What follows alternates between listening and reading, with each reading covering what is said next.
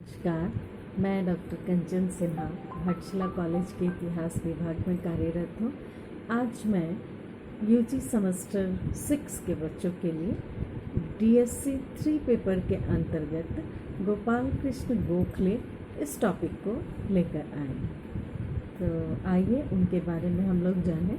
गोपाल कृष्ण गोखले भारत के राष्ट्रवादियों में एक प्रमुख स्थान रखते थे और उनको भारत का प्रथम राष्ट्रवादी कूटनीतिज्ञ माना जाता था। पाणिक्करन ने गोखले के विषय में लिखा है कि गोखले आधुनिक भारत के सर्वप्रथम कूटनीतिज्ञ थे।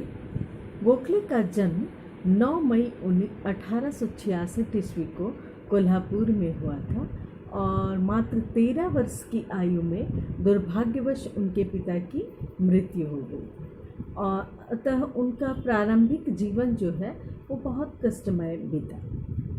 प्रारंभिक शिक्षा ग्रहण करने में भी उन्हें काफ़ी कठिनाइयों का सामना करना पड़ा। अंततः 1884 ईस्वी में उन्होंने स्नातक की उपाधि प्राप्त की और इस उपाधि के बाद ही वे शिक्षक बन गए। शीघ्र ही वे फर्ग्यूसन कॉलेज के प्रधानाचार्य बने और गोखले ने अपनी योग्यता के बूते पर तेजी से तरक्की की तथा मात्र 22 वर्ष की आयु में बम्बई विधानसभा के सदस्य बने। फर्ग्यूसन कॉलेज पूना में ही गोखले की मुलाकात महादेव गोविंद रानाडे से हुई और रानाडे की देख रेख में ही उन्होंने अपना राजनीतिक जीवन जो है वो शुरू किया। इसी कारण वे रानाडे को अपना राजनीतिक गुरु भी मानते थे। रानाडे से ही गोखले ने अपने संवैधानिक तरीके तथा संसदीय प्रणाली को भी सीखा और 1889 ईस्वी 1889 ईस्वी में गोखले कांग्रेस के सदस्य बन गए और 1895 ईस्वी में कांग्रेस के वे मंत्री भी बन गए। कांग्रेस के मंत्री के रूप में उन्होंने लंबे समय तक कार्य किया और 1902 ईस्वी में गोखले केंद्रीय विधान परिषद के सदस्य बन गए।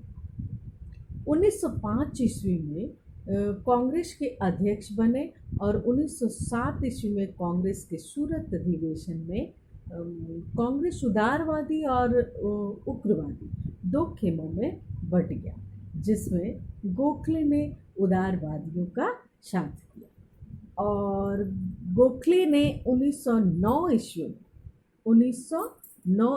में 1909 ईस्वी के मार्ले मिंटो सुधार को बड़ा स्वागत किया, सुधार अधिनियम का, लेकिन बाद में उस पर निराशा व्यक्त की। 1912 ईस्वी में गोखले दक्षिण अफ्रीका गए और वहाँ महात्मा गांधी के द्वारा चलाए गए रंग भेद नीति के विरोधी आंदोलन में उन्होंने भाग लिया। गोखले व्यापक तथ्यपरक राजनीति में विश्वास करते थे और गोखले उदारवादी विचारधारा के राष्ट्रवादी थे और क्रमिक विकास में वो विश्वास रखते थे। इसी कारण उग्रवादी नेता उन्हें कमज़ोर दिल का नरम नेता भी कहा करते थे। कुछ अन्य उग्रवादी नेताओं ने उनकी नीति को भिक्षावृत्ति की नीति भी कहा, जो कि वैसा मानना उचित नहीं है और वास्तव में गोपाल कृष्ण गोखले ने राजनीतिक भिक्षावृत्ति का नहीं वरन आत्मनिर्भरता और बलिदान का संदेश दिया था। भारतीयों को अधिकार संवैधानिक तरीके से वे दिलाना चाहते थे और गोखले को अंग्रेज़ों की न्यायप्रियता में विश्वास था। तो टी.बी. परवते ने इस संदर्भ में लिखा है कि अंग्रेज़ों की न्यायप्रियता और समुचित आचरणशीलता के प्रति उनकी निष्ठा इतनी अधिक थी कि वे ये मानने को तैयार नहीं थे कि भारत में अंग्रेज अधिकारियों को सुधार सकना संभव नहीं।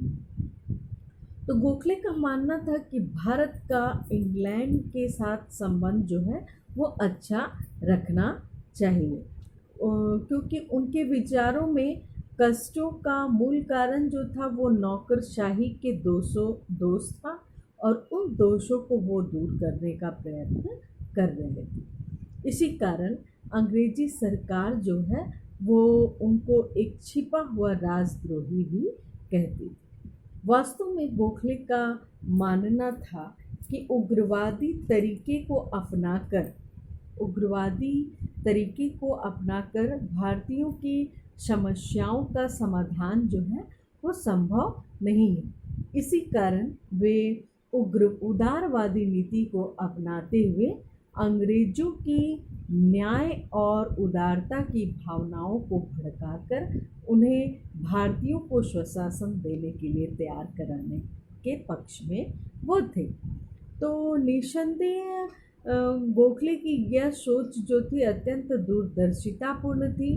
तो पर्वते ने उनकी इस विचारधारा के विषय में लिखा है कि गोखले का विचार था कि इस मनोवैज्ञानिक विधि से कार्य करके ही ऐसी परिस्थितियाँ उत्पन्न की जा सकती है जिससे अंग्रेज और भारतवासी दोनों के हितों को समझने लगे।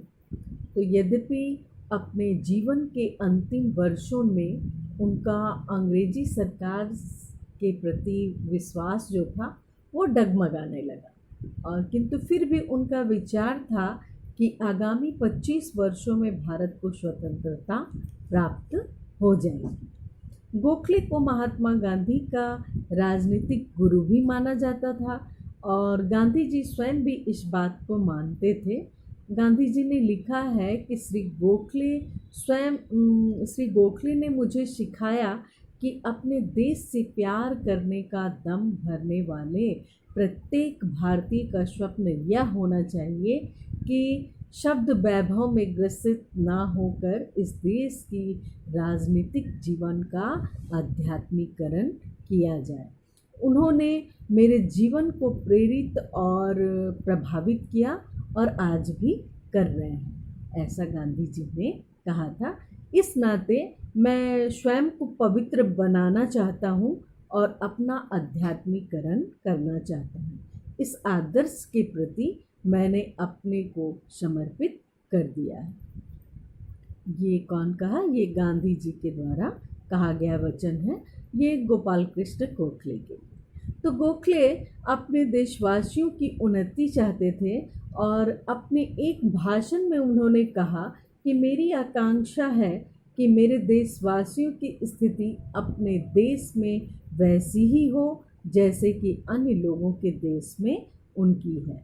मैं जाति या संप्रदाय के में भेदभाव से परे प्रत्येक नर नारी के पूर्ण विकास का समर्थक हूँ। मैं चाहता हूँ कि उन पर किसी प्रकार का अप्राकृतिक बंधन ना लगाया जाए, और मैं चाहता हूँ कि भारत विश्व के महान राष्ट्रों में राजनीति में औद्योगिक, धार्मिक और साहित्यिक, वैज्ञानिक और कला के क्षेत्र में उपयुक्त स्थान प्राप्त करें। मेरी आकांक्षा यही है कि वे सभी आदर्श ब्रिटिश साम्राज्य के अंतर्गत में ही प्राप्त हो जाए।